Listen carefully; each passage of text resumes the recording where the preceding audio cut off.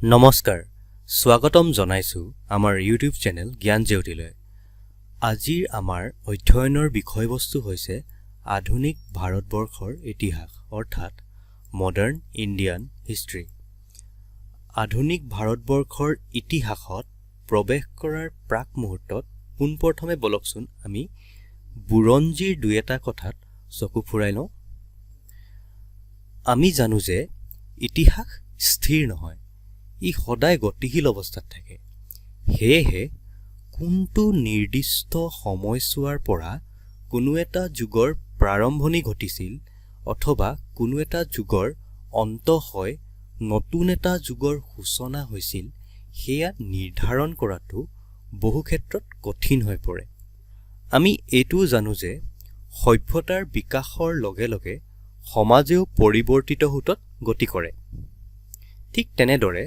বুৰঞ্জীৰ বিশাল পৃথিৱীখনত যেতিয়া আমি প্ৰৱেশ কৰোঁ তেতিয়া দেখা পাওঁ যে ইতিহাসত এনেকুৱা বহু পৰিঘটনাৰ উদয় হৈছিল যিয়ে সমগ্ৰ সমাজ ব্যৱস্থাক সময়ে সময়ে পৰিৱৰ্তন কৰি নতুন নতুন যুগৰ সূচনা দি আহিছে আৰু সমাজৰ সেই পৰিৱৰ্তনশীলতাকে আধাৰ হিচাপে লৈ আমি সমগ্ৰ ভাৰত বুৰঞ্জীক প্ৰাচীন মধ্যকালীন আৰু আধুনিক অৰ্থাৎ এনচিয়েণ্ট মেডিভেল আৰু মডাৰ্ণ এই তিনিটা ভাগত ভাগ কৰি অধ্যয়ন কৰিবলৈ যত্ন কৰোঁ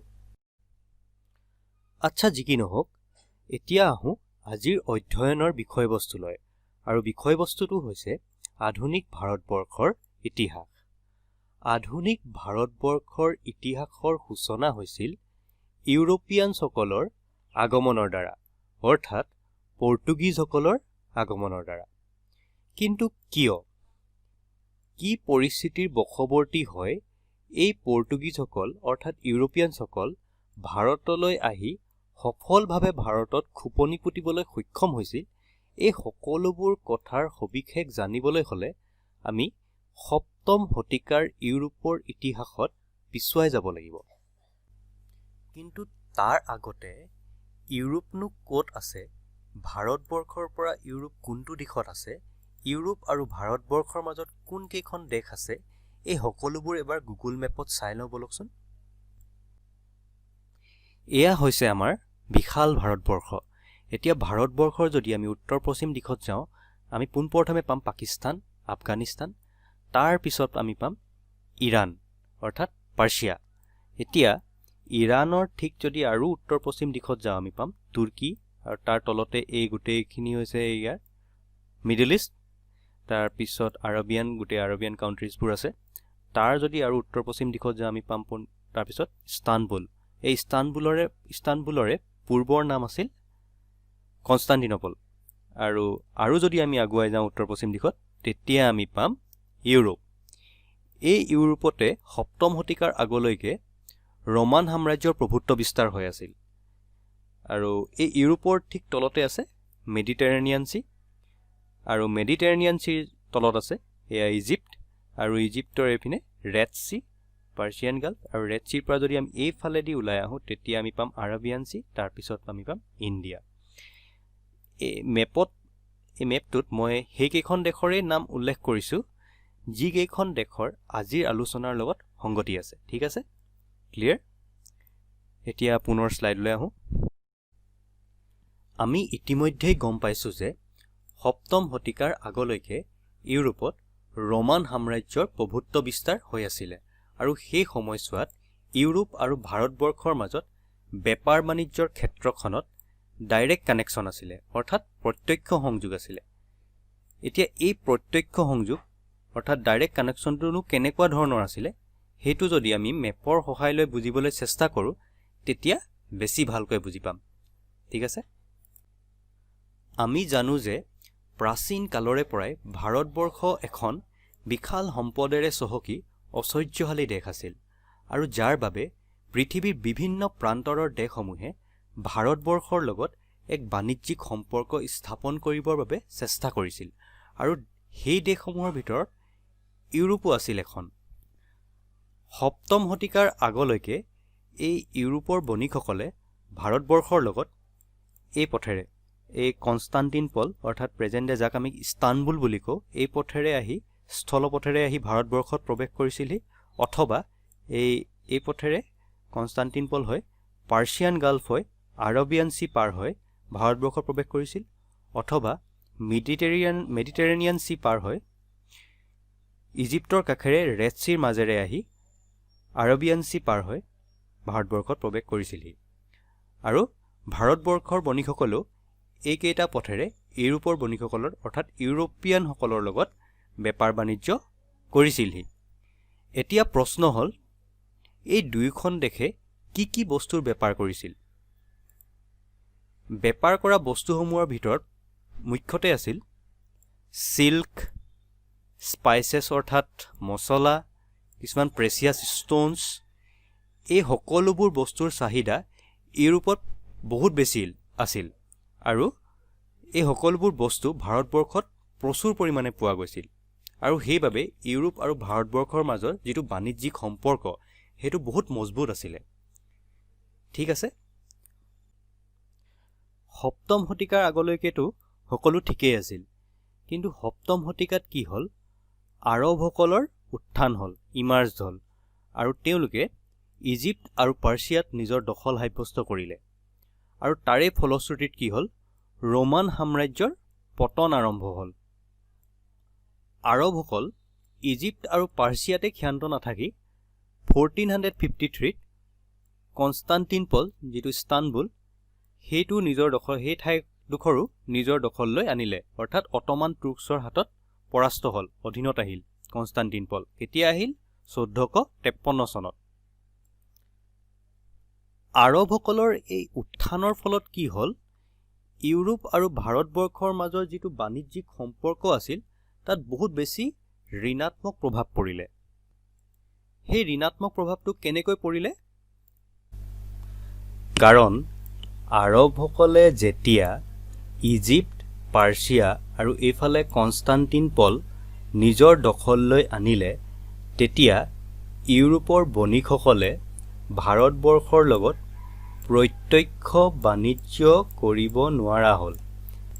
কাৰণ যেতিয়াই ইউৰোপৰ বণিকসকলে অথবা ভাৰতবৰ্ষৰ বণিকসকলে এইকেইটা পথেৰে বেপাৰ কৰিবলৈ গৈছিল, তেতিয়া আৰবিয়ানসকলে আগভেটি ধৰি তেওঁলোক দুইখন দেশৰ পৰা বহুত হাই এমাউণ্টত টেক্স কালেক্ট কৰিছিল, লাভৰ এটা অংশ তেওঁলোকে লৈছিল, যাৰ বাবে এই দুয়োখন দেশে বহুত বেছি লোকচানৰ সন্মুখীন হ'ব লগা হৈছিল।